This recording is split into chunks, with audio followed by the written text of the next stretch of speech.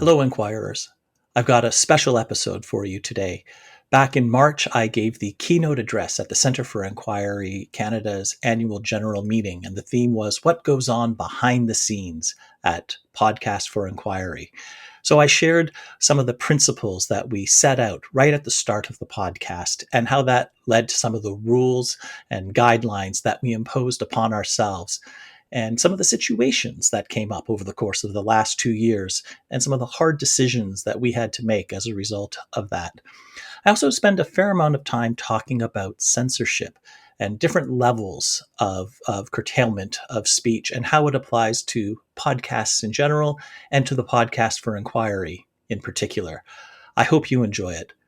But before we get there, very quickly, I want to tell you I'm very excited that Seth Andrews, host of The Thinking Atheist, is coming to Toronto on August 11th.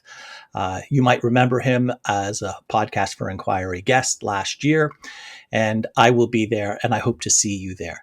All the details and tickets are available at seth-andrews-toronto.eventbrite.ca. And now, my keynote address at CFIC's AGM.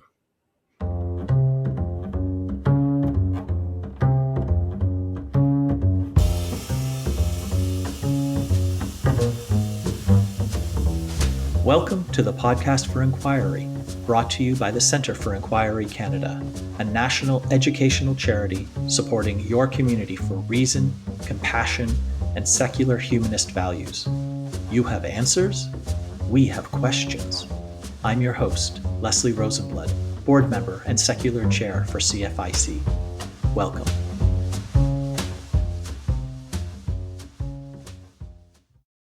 Hello, and thank you all. I'm happy to be here and your host on Podcast for Inquiry. It's been a tremendous couple of years.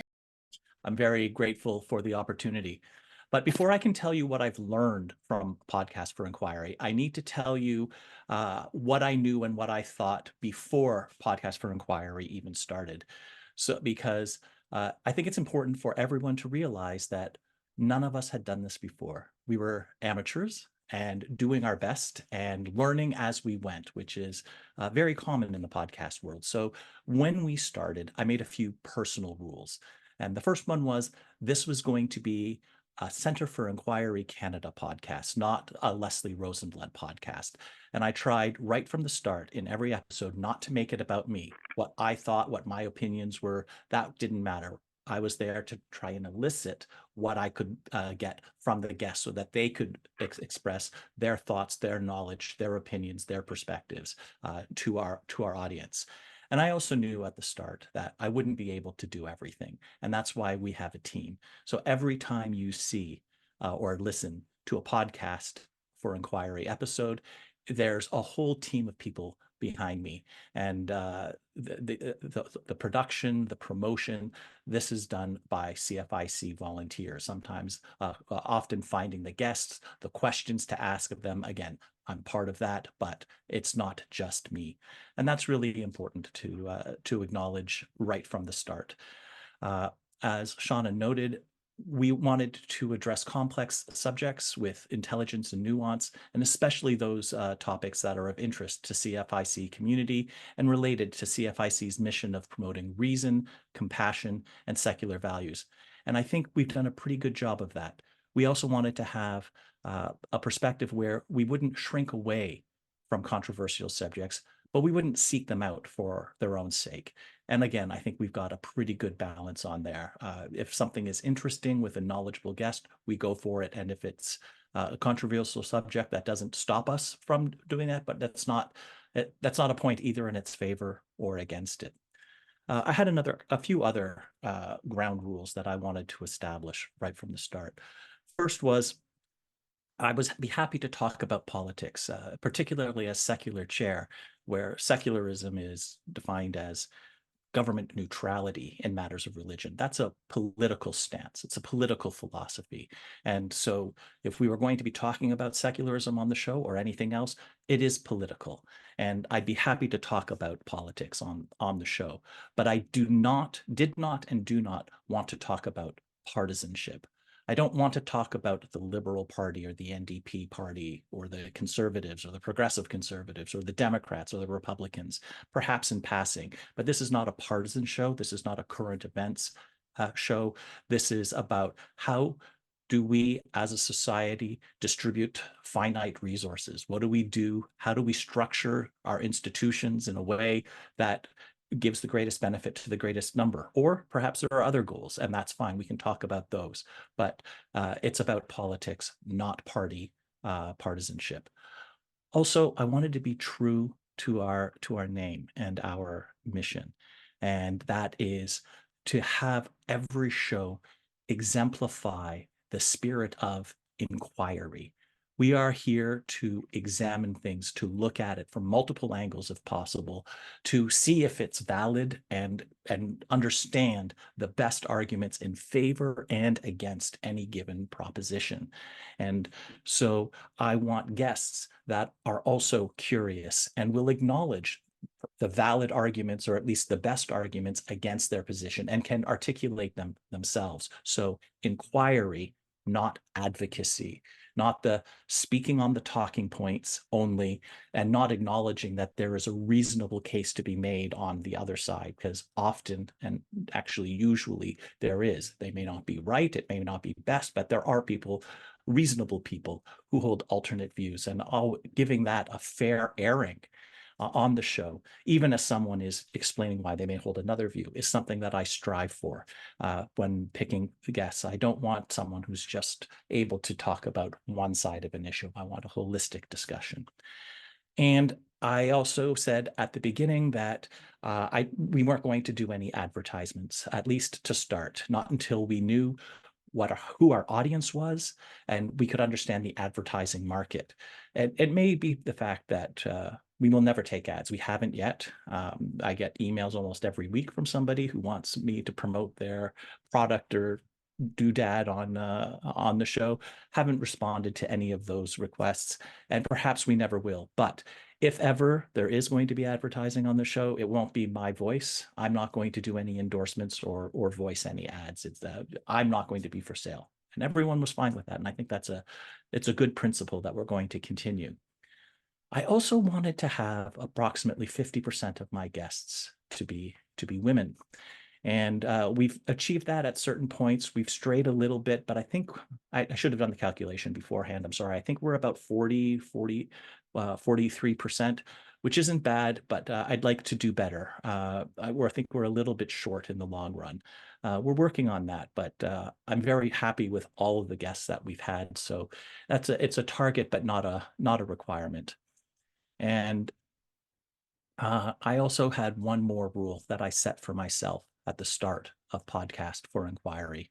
And that was, if I'm going to talk to someone about their book or about an article that they wrote, I'm going to read their publication before the interview.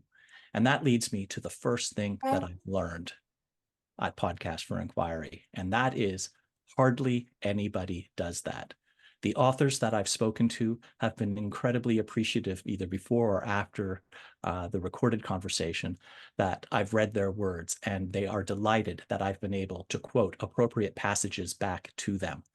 So that is something I'm going to continue, but it also makes me glad that we don't have episodes more than bi-weekly, because I do have a full-time job. I have kids that I'm raising, a lot of other things in life, and I couldn't do the amount of work and the reading required if we were releasing episodes at a rate more than bi-weekly. So I think the thing I've learned the most are just from my guests. And so if you've listened to Podcast for Inquiry, you've learned as much as I have from the guests. They have been, I think, without exception, just a phenomenal group of people. And I am just honored and delighted that I'm the one that gets to say, that reminded me of something, but I didn't understand this bit. And could you please expand upon that? And they do. And that makes me incredibly lucky. And I'm also very happy that it seems that other people enjoy listening to those conversations and those diversions, and sometimes on tangents that we go off on that are related to a book, but not simply summarizing the content. And I've had guests that have thanked me. They've done dozens of interviews for their books. And usually it's just, tell me about what's in chapter 1, tell me what's about chapter 2. The whole interview was essentially a synopsis of the book. I try in Podcast for Inquiry to use the topic of the book as a launching pad. But if you hear the interview and then read the book, you're still going to learn a lot from the book. And if you've already read the book, and then you listen to the interview, you're going to get a lot more richness from it. It's not going to be highly repetitive of what you've got. And I've gotten some feedback from people that have appreciated that and shared that with me. Another thing that I've learned is that I'm very glad for the principle that I started out with at the start, that this is a CFIC podcast, not a Leslie Rosenblood podcast, because one of the things that I've learned is that I couldn't have done this without this organization backing me, without the record of both Center for Inquiry Canada and CFI US, or transnational. There's a quotation from the movie The Insider, which is a great movie, and if you haven't seen it, you should, with Al Pacino, starring Al Pacino. And his character says something in that movie that I think is very applicable here. And he says, "I'm Lowell Bergman. I'm from 60 Minutes. You know, you take the 60 minutes out of that sentence and nobody returns your phone call. If I contact best-selling authors and say, 'Hi, I'm Leslie. I'm just a guy. Will you talk to me on my podcast?' I doubt very much that I would get anybody responding, or very many people responding. But I say, 'Hi, I'm Leslie Rosenblood. I'm from the Center for Inquiry Canada. We're a national educational charity promoting reason, compassion, and secular values.' And somewhere between 75% of the people I reach out to respond, which is great. I've also learned a few things about myself over the course of the last couple of years. One is that I am not a natural marketer. I do not like self-promotion. I'm not comfortable with it. But even things like, what do I title each episode? I sometimes struggle for days, and in a couple cases weeks, on what I'm going to call the episode so that it's accurate, it's intriguing, it'll draw people in, but not being clickbaity or being false. It's always a delicate balance, and I still feel like I'm not very good at that. I'm also not very good at writing or even doing the episode synopses that you get when you download the podcasts, or the brief synopses that you get at the very beginning of each episode. Those are very difficult for me. I'm also, I hate the sound of my voice. I didn't know that about me. When I hear myself speak in day-to-day life, I sound fine, but I listen to the podcasts and all I can do is like, why did I ask it in this way? And something that I listened to some of the earlier episodes, and my questions were very, very, very long. And something that I'm trying to do more and more as in more recent episodes that I'm hopefully being more successful about is getting the question and getting to the heart of the question quickly, so that it's the guest that answers it more often. I also say so many ums and ahs, and there's awkward pauses as I gather my thoughts. So once again, thank you to all of you for bearing with me and for listening to the podcast, and for the overwhelmingly positive feedback that you've given me to date. There's a few more lessons that I've learned. The spirit of inquiry is, in my opinion, it's a search for truth, or at least as close to a truth as we are capable of achieving. And that's fine as a principle, but it's actually very difficult to do in practice. And the reason that it's hard is, how do you find out what is true when, as any good scientist will tell you, every claim is provisional to some extent, and every expert and authority figure is fallible? And a good example of that, I think, is what led to the opioid crisis. If you think of what happened leading up to that, opioids were deemed safe. They were not addictive. They were incredibly effective at pain management, and they were embedded into the structure of the medical system, at least in North America, so much so that the medical curriculum, when you went to med school, included pain as the fifth vital sign alongside body temperature, blood pressure, pulse, and respiratory rate. And this was all based on fraudulent research, but it was embedded into the medical institution. An entire generation of doctors was educated on this. And that ultimately led to the opioid epidemic that has claimed so many lives across the world. And yet it's these same institutions, it's the same researchers, the same companies, suite of companies, not individual ones, that created the amazingly effective and safe COVID vaccines in record time. So we have to be, there's no such thing as a simply trustworthy source that we can blindly adhere to. Everything needs a skeptical, inquiring, open inquiry into the validity of claims. And that takes a lot of effort, and it's continuous, and it's challenging. And what I'm hoping to do with Podcasts for Inquiry is to lead the way of how we can do that with honesty, with integrity, without histrionics, and taking an entire view of a subject, including other alternate perspectives, and sometimes even opposing perspectives, and giving those arguments their due. There's always bad arguments for or against a particular proposition, but finding the best ones on both sides and then evaluating those is something that I strive to do. And I think I'm getting better as I learn, but it's a continual process. A few other quick lessons, and then I want to get into one large topic, and then I'll take some questions. There's a lot of conspiracy theories out there that rely on a cabal of scientists who are holding their the actual results of their research private so that the world doesn't know. I've spoken to enough scientists over the course of the last couple of years to know that any conspiracy theory that requires scientists to be quiet about their research is almost certainly doomed to failure. Scientists love to talk about their work to a receptive audience. So that has been something that I've learned. I suspected that beforehand, but that's something that I've learned. A couple other things. A new podcast, like Podcast for Inquiry was for quite some time, it can't get on the schedule of best-selling authors or big names immediately after a book is published.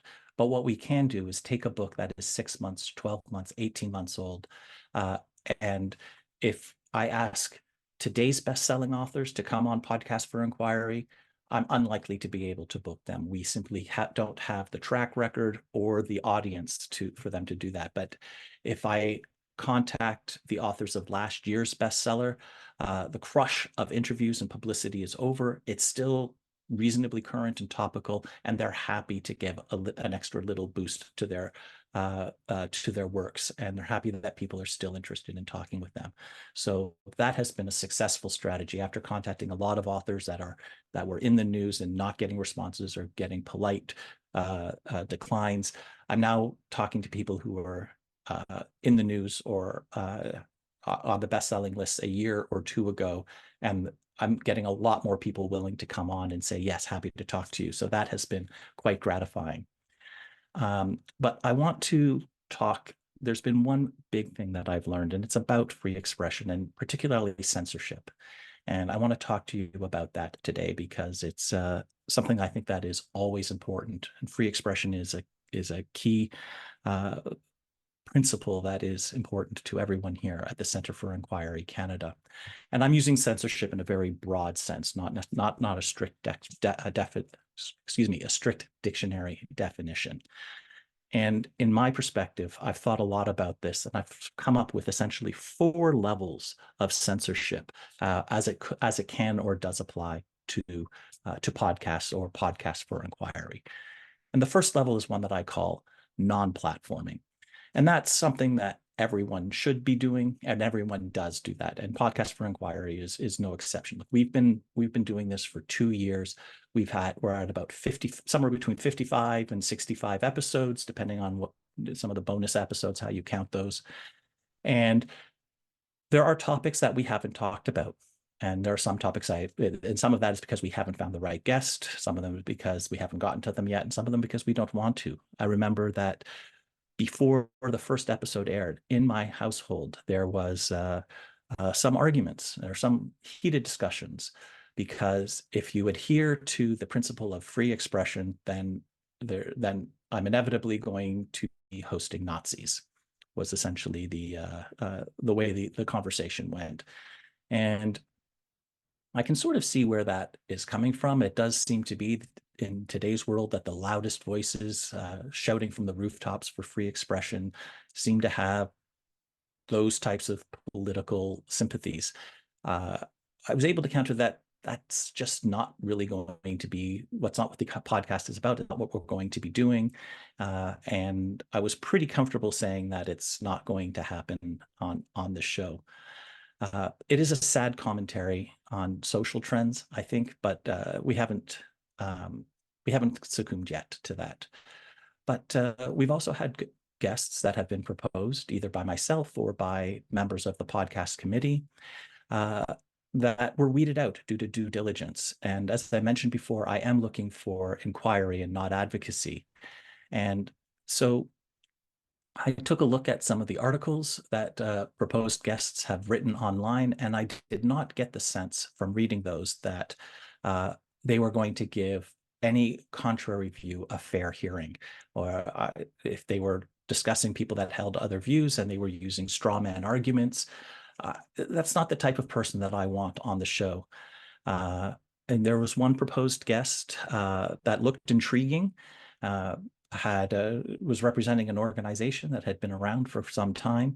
And so I did some due diligence. I read an op-ed that person had written, and it was so awful. It was an irrational, it was a fear-mongering screed that I vetoed that person as a guest. And I think that was the right choice.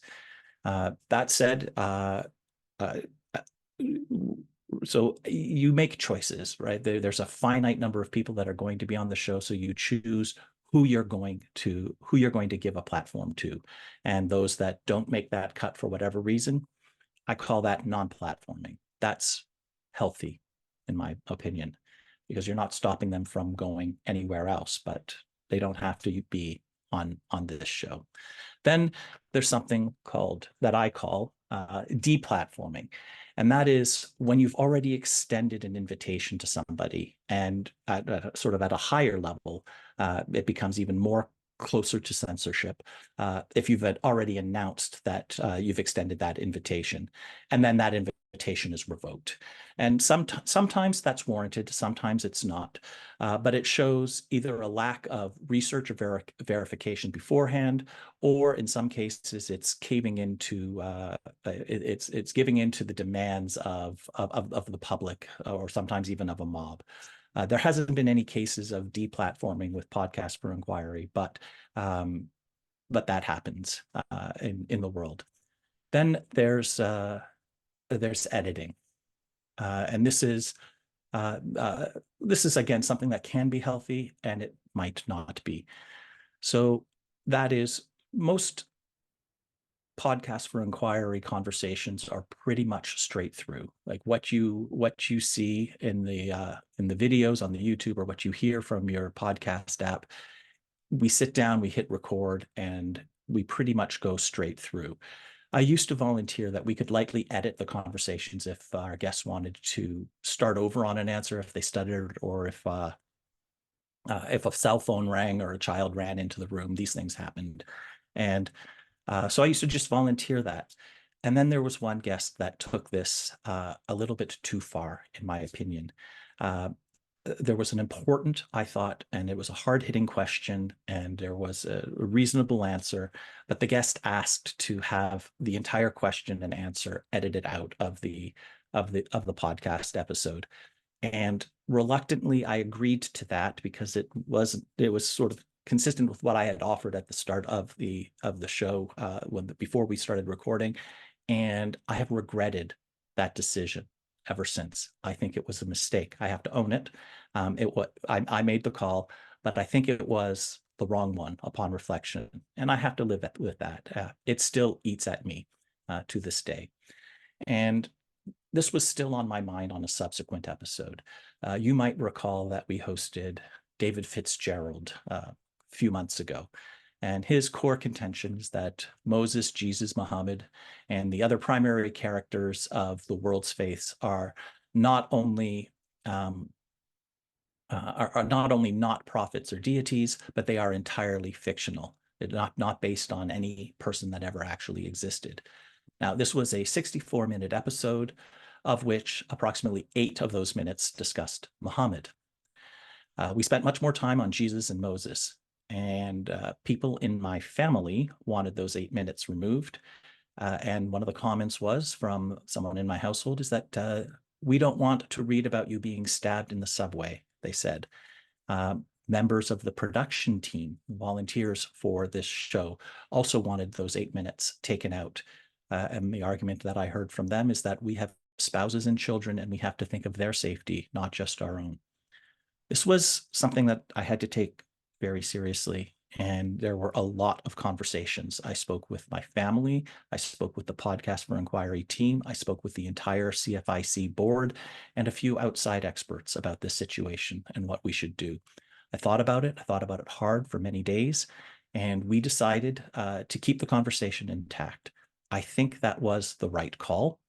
I think it's, but I understand the reasons that people have. There's fear, not just out there, but in our circles as well, and it's not wholly irrational. So sometimes the show requires bravery and potential risk. It's putting not our money, but our safety, in a sense, where our principles are. And nothing has happened. It hasn't caused any major controversy, but people were concerned, and I think they were valid ones. And we still did what I think is the right thing. And that makes me proud of the Podcast for Inquiry, and it makes me a proud member of the Center for Inquiry Canada. And then there's one final level, and this is the most grave form of censorship, and that is unpublishing. That's taking down an episode that has already been released. And we've had a couple requests about that as well. And we developed a formal process to deal with them, because in principle, there is perhaps something that is in one of our conversations that shouldn't be there. And somehow we missed it because we're human and fallible, and we published it anyway. It's also conceivable, although the offense must be even greater still, that even if the interview itself is fine, and within the bounds of propriety, a guest said something or did something so egregious elsewhere, unrelated to Podcast for Inquiry, that they shouldn't be featured on CFIC's official podcast.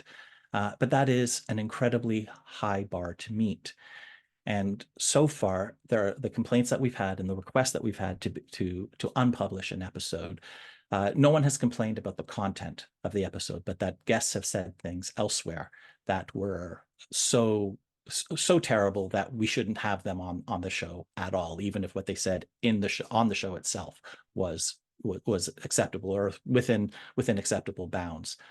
To date, all requests to unpublish Podcast for Inquiry episodes have been denied. We haven't unpublished an episode so far, and I hope that we will never need to.